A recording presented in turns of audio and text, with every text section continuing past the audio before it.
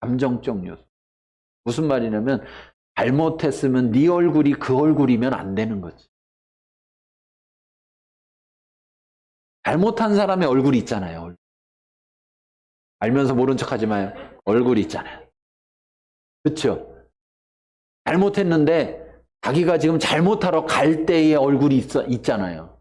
그리고 그 잘못한다고 고백하는 대상 앞에서 그 사람이 날 쳐다보고 있다고 생각할 때 그때 짓는 표정이 있어요, 없어요? 근데 방송 나와서 우리가 잘못 이렇게 하는 사람들 보면 표정이 있어요, 없어요? 옷만 있어, 옷만 시커먼 옷 입고 나와가지고서는 화장을 슬퍼 보이게 화장하고 나와가지고 그 속에서 비쳐나오는 건 안 슬픈데. 여러분, 죄를 회개할 때는요 슬퍼요. 왜 슬프냐? 만일 나는 죄를 자백하는데 용서해 주지 않으면. 그렇죠? 그런데 우리의 죄는, 성경은 이렇게 말하는 거예요. 죄의 싹은, 다시 말해서 죄의 결과는, 값은 치러야 되는데 그 값은 사망이라는.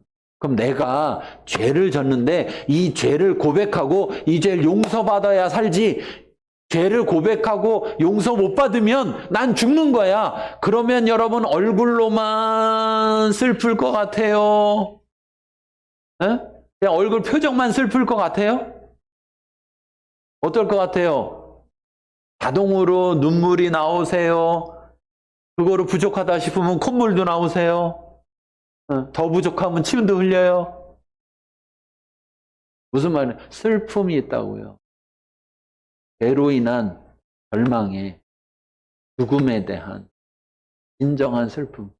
또 내 속에서 뭐 하고자 하는, 정말 죄를 인식함으로 인해서 오는 슬픔, 그리고 그 죄를 떠나고자 하는 마음에서 오는 슬픔. 그런데 내게 기회가 없어. 상대가 나에게 기회를 다시 줘야만 기회가 생겨. 세계에는, 그래서 시편에서 보면 다윗이 고백하는 이런 고백들 속에서 보면은 항상 나오는 게 뭐냐? 자, 시편 6편 1절부터 7절 가운데 쭉 보는데, 거기에 보면 6절에 내가 탄식함으로 피곤하여 밤마다 눈물로 내 침상을 띄우며 내 요를 적시나이다. 다윗이 그렇게 얼마나 울었는지 침대가 뜬대요. 침대가 떠. 흔히 말하면 정말 너무 울어서, 우리로 따지면 베개가 젖어야 돼. 베개가 젖어. 근데 그것이 지적인 요소와 감정적인 요소 같이 가는 거예요. 지적인 거 없이 감정으로만 한다고 그것이 진정한 회개는 아니에요. 근데 감정은 없으면서 지적으로만 한다고 또한 그것이 나는 감정적인 사람이 아니라 난 지적인 사람이라서, 다 거짓말이에요. 진정으로 회개하는 상황이 되면 분리될 수가 없는 겁니다. 그래서 지적인 요소와 감정적 요소가 같이 와야 돼. 또 세 번째 뭐가 와야 되냐? 의지적인 요소가 와야 돼. 우리가 지난 시간에 살펴봤던 것처럼 누가복음 15장에 보면 그 작은 아들이 거기서 나는 이제 망하게 되고 죽게 됐는데 아버지께로 돌아가자 할 때 일어나서 뭐 해요? 돌아가요. 울기만 하면 자동으로 갈까요? 그냥 슬프면 자동으로 가질까요? 아니에요. 의지적인 요소가 있어야 되는 거예요. 회개하고자 하는, 돌이키고자 하는, 그 잘못을 인정하고 거기서 떠나고자 하는 의지적인 요소가 있어야 하는 것. 이 지정의의 이 세 가지 요소가 사실은 사람이에요, 사람. 그러면 사람이 회개할 때는 사람답게 지정의가 다 들어가야 됩니다. 또 안 하면 또 천국도 못 갈지도 모르고, 안 하면 또 그러니까 일단은 해주지 뭐 하고, 아이고 잘못했어요. 내 의지는 없어요. 의지는 없어. 그러면 그 의지가 있는지 없는지를 어디서 알 수 있느냐? 회개는 여러분, 회개 기도로만 하는 것이 아닙니다. 말로만 하는 것이 아니에요. 그 후에 어떻게 하느냐? 돌이키는 거예요. 돌이키는 것, 떠나는 것, 그것이 바로 회개라고 이야기했어요, 계속. 그러면 그가 정말 의지가 있다면 어떻게 할까요? 그 행동에서, 그 잘못으로부터 떠나려고 할 거예요. 비록 자신이 연약해서 부족해서 떠나려고 애쓰는데 또 넘어질 수는 있다 할지라도 의지가 있느냐 없느냐는 다른 얘기예요. 하나님 나라를 전하는 것도 마찬가지예요. 여러분, 하나님 나라를 전하는 거, 하나님 나라를 전하는 거에 의지가 있어야 될까요? 없어야 될까요? 감정은 없어도 될까요? 네, 지적인 건 없어도 돼요? 모르면서 가능해요? 아니에요. 의지가 있어야 돼요. 그냥 내밀려서 떠밀려서 수동적으로 그냥 밀려서 하는 게 아니라 내가 전하고자 하는 의지가 있어야 되는 거예요. 오늘 편정원 집사님하고 이정수 집사님이 없잖아요. 네. 친정집에 갔어요. 집에 지난주에 저하고 상담하자고 그래서 이렇게 상담을 쭉 했는데, 어쨌든 부모님이 신앙생활을 안 하고 계신데 지난주에 복음을 전하셨더라고요. 전하셨는데 아버님의 마음이 조금 열리신 것 같아요. 그래서 빨리 가라고. 그래서 오늘 교회를 모시고 가. 그냥 아버지 이제 마음을 열었으니까 교회 가세요. 걸어서 5분이면 된대요, 교회가. 이렇게. 시골이니까 이렇게 보이는데. 그렇지만 여러분, 내 발로 걸어서 가는 게 쉬워요? 어렵죠. 그래서 모시고 가서 발을 들여놓도록 교회 안에 목사님께도 미리 말씀드려놓고 그렇게 해서 교회 안으로 들어가실 수 있도록 빨리 가시라고 해가지고 거기서 그렇게 하시라고. 그래서 오늘 가셨어요. 의지를 가져.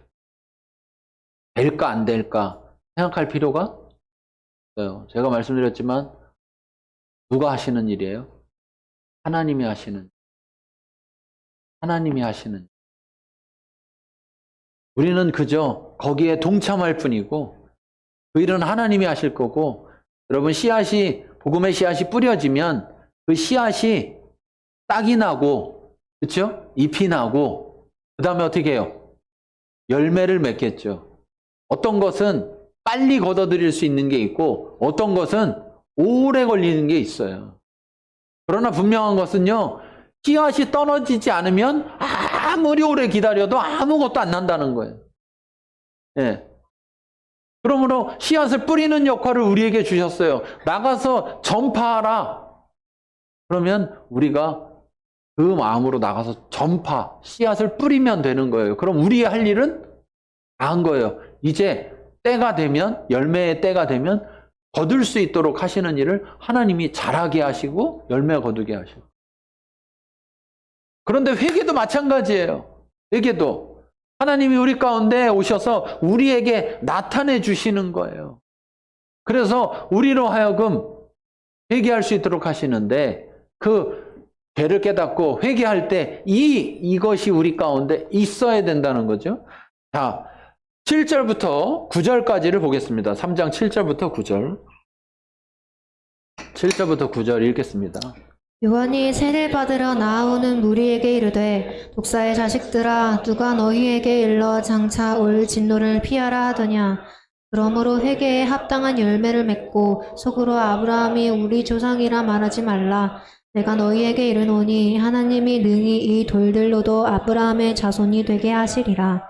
이미 도끼가 나무 뿌리에 놓였으니 좋은 열매 맺지 아니하는 나무마다 찍혀 불에 던져지리라.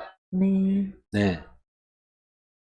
자, 이 당시에는 침례를 받으면 죄사함을 받는다라는 생각이 있었어요. 그래서 어떤 사람들은 그냥 침례만 받는 거예요. 네. 뭐가 없이요? 회개가 없이. 마치 이사야 시대 때 와서 자기가 잘못했으니까 대속제물을 드리고 제사 지내서 하나님으로부터 죄사함을 받겠다는 거 똑같은 방식인 거예요.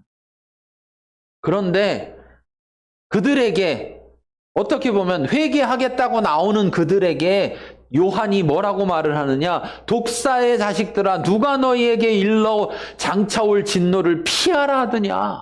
이렇게 말하고 있는 거예요. 이걸 한마디로 이야기하면 독사의 자식들아, 그런데 뒤에 보니까 뭐라고 하느냐? 8절에 속으로 아브라함이 우리 조상이라 하는도다. 이렇게 말하는. 나는 구원받은 백성인데 이렇게 얘기하고 있는데 요한은 그들에게 뭐라고 하느냐? 사단의 자식아, 죄의 자식아, 이렇게 얘기하고 있는 거예요. 무엇 때문일까? 회개하지 않고. 침례 요한도 예수님도 가장 먼저 전파할 때, 복음을 전파할 때 했던 말이 뭐예요? 우리 들었잖아요. 회개하라, 천국이 하나님의 나라가 가까웠느니라. 네. 회개하라. 이 회개는 어디서부터 이루어지는 거냐? 하나님 나라 백성으로부터 이루어지는 거예요. 왜? 하나님 나라 백성은 법을 아니까. 뭐가 죄인지 아니까. 세상 사람은 모르는데 세상 사람이 어떻게 먼저 해요? 그래서 여러분, 부흥이라는 것은 뭐냐? 죄의 회개가 일어나는데 개인적으로 일어나는 게 아니라 집단적으로 일어나는 거예요. 집단적으로 죄를 깨닫고 회개하고, 그래서 돌이키는 사람들이 나오고 그들의 삶이 변화되고, 그러니까 옆에 사람들이 그들을 보면서 뭔 일이래 하고 교회에 왔다가 그들도 거기에 함께 동참하게 되고, 그래서 집단적으로 일어나는 걸 부흥이라고 하는 거예요. 그래서 그 결과 하나님 나라에 들어오는 사람들이 늘어나서 하나님 나라가 성장하는 거죠. 그냥 숫자가 많아졌다고 부흥하는 게 아니에요. 부흥에는 반드시 회개가 임해야 되는 거예요. 회개가 임하려면 죄인임을 깨달아야 돼요. 그런데 그들에게 말하는 거예요. 너희가 회개하는 척은 하는데 회개는 안 하는구나. 우리가 교회가 회개 기도만 하기 때문에 문제예요.